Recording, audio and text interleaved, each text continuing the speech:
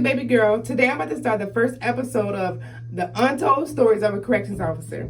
I'm about to give y'all a little story time on when I was a corrections officer. First, I'm going to tell you how I became a corrections officer. Episode 2, I'll get into some details of different incidences that I went through. Whew, y'all, man, they ain't no joke and it's not for the weak. So y'all stay tuned. So in 2007, I graduated high school and I started college that August.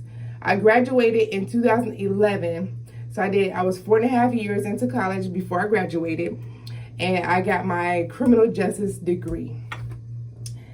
So y'all, 2 days after I walked across the stage, they called me for a position, y'all. I accepted a position 2 days after I graduated. Now, most times that's unheard of. It just seems to take forever to get a job in your field after college. So 2 days after I graduated, I got a call offer me a position as a corrections officer at a jail. I'm not going to share details of the jail. I'm not going to share destinations because y'all gonna figure it out. I may post a picture here and there, but of course y'all not gonna see the details of my uniform. But yeah, that's just how it went down 2 days after I graduated. And I'm about to be doing my makeup while I am telling you guys this story. But anyway, I'm just putting moisturizer on my face. After, I would say a week after I started just training, that's when we went to the academy. And the academy lasted like about a month, I want to say. I'm not going to tell you where that is because y'all going to kind of basically figure it out. And I ain't got time for no bad blood. Because they were pretty cool. Anyway, I started the academy, 4 weeks of training. I barely can see y'all. Usually I'll have my eyebrows done, but it's kind of messed up.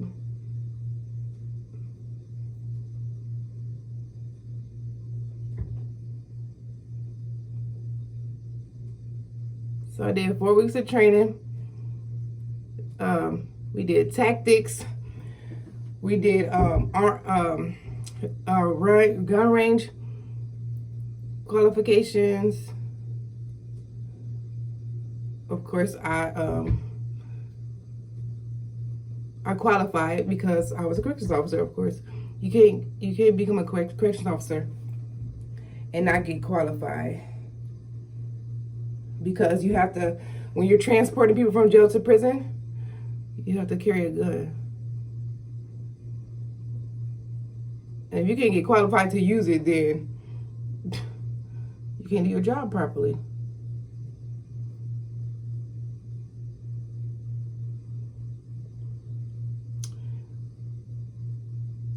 Anyway, so I started a position. I'm gonna just tell you, I was on first shift to train, and then I went to my 3 to 11 shift, which it was like, I did not like it because a lot of the times you missed out on everything. I'm family oriented, so I missed out on everything because you just can't say we're closing down the office today. There's always gonna be somebody in jail because you heathens are always locked up. Now I'm playing.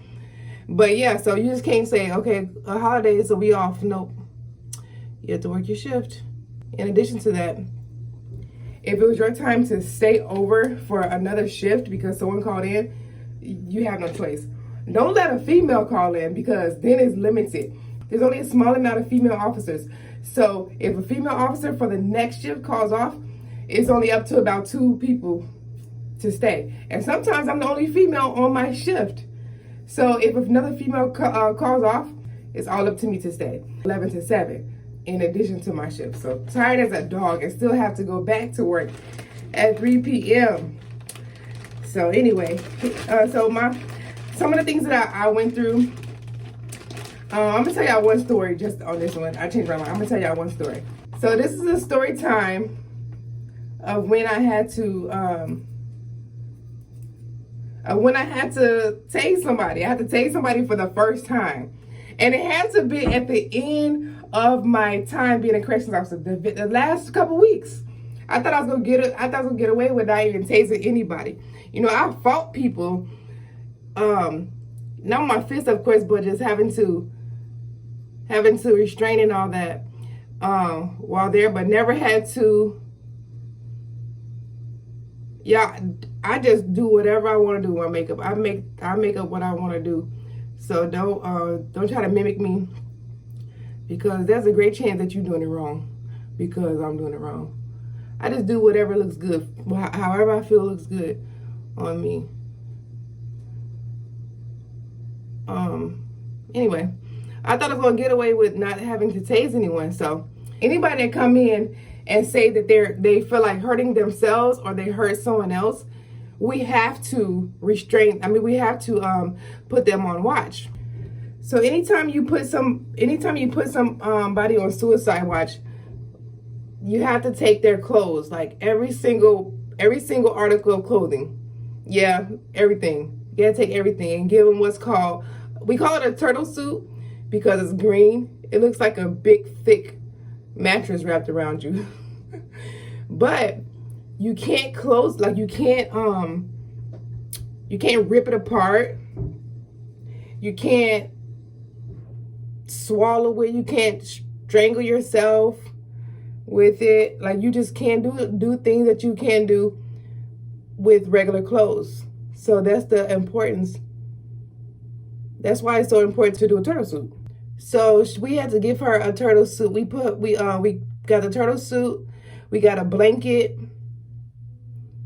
I mean, no, not a blanket. We got a turtle suit and a mattress. The turtle suit's gonna keep you warm. So that's all they got, a turtle suit and a mattress. And we had to strip them. And also we have to strip search them. So that means, unfortunately, we gotta go through there. They have to squat and cough, and we gotta get real close and personal. So I mean, that's one of the things I did not like about the job. But it had to be done because ain't nobody about to come in on me with no type of weapons and harm me. So I didn't mind. I had to do what I had to do to stay safe. So, and that means make sure they had nothing on their person, they say. So, I mean, hey. So she didn't want to go on suicide watch. She was not going for that. So we basically had to force her. We gave her an option. We say either you go on suicide. Oh, I'm actually didn't move. Hold on, let me put some lotion on because this is crazy. Like, she did not want to go on suicide watch. So I told her either you go on suicide watch, which is you allow us to strip search you, take your clothes, and give you this turtle suit, or you can go on a restraint chair. Of course, she tried to fight us. Like, she didn't want to do any of, she didn't want to choose any of the options. So we had to fight her. Like, she made us fight her.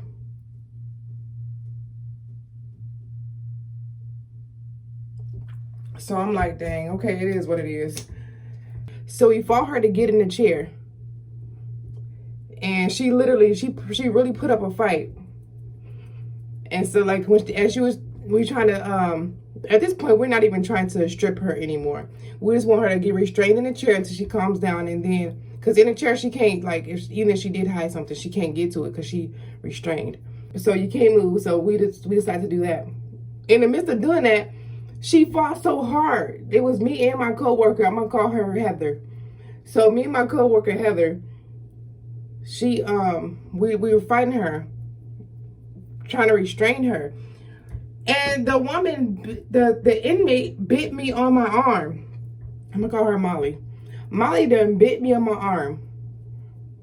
Like, she was trying to literally take a chunk out of freaking Thanksgiving turkey. So at that point, I got mad. I thought it, you know, it was like real bad. So I took out my taser for the first time, and we had already, when she first did it, we took her straight to the ground.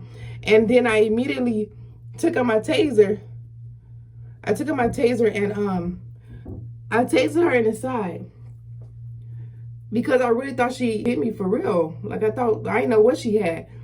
So I tased her, but it wasn't like, you know, one harsh. It was kind of bad to the point where I couldn't get the prongs out myself. EMTs had to come and do it. But they ain't got nothing to do with me. It is what it is. They looked at my arm and stuff. She didn't puncture anything, thank God. She didn't puncture my skin, so I ain't have to worry about nothing like that. But anyway, I skipped the part. On the way down, she kind of laid on her face a little bit, but wasn't bad. So she was like, my face, my teeth, you knocked my teeth out, you knocked my teeth out. She's crying.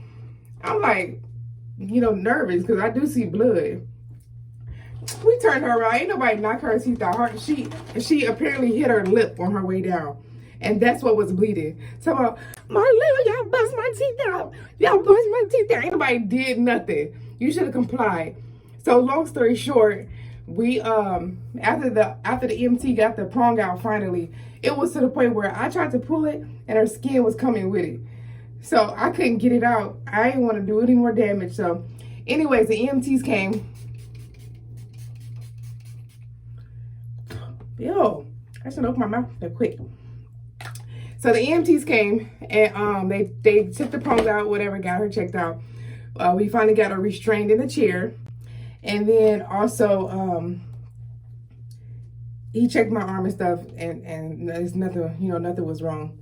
But everything was caught on camera, of course, because it was in a cell, and especially in on a suicide block. So like we were just trying to, for her own protection, we were doing that for her own protection, because we didn't want her to, off herself, and we want her to get the help she needed. But in the meantime, she had to be restrained so that she won't do anything crazy. But she bit me, and it was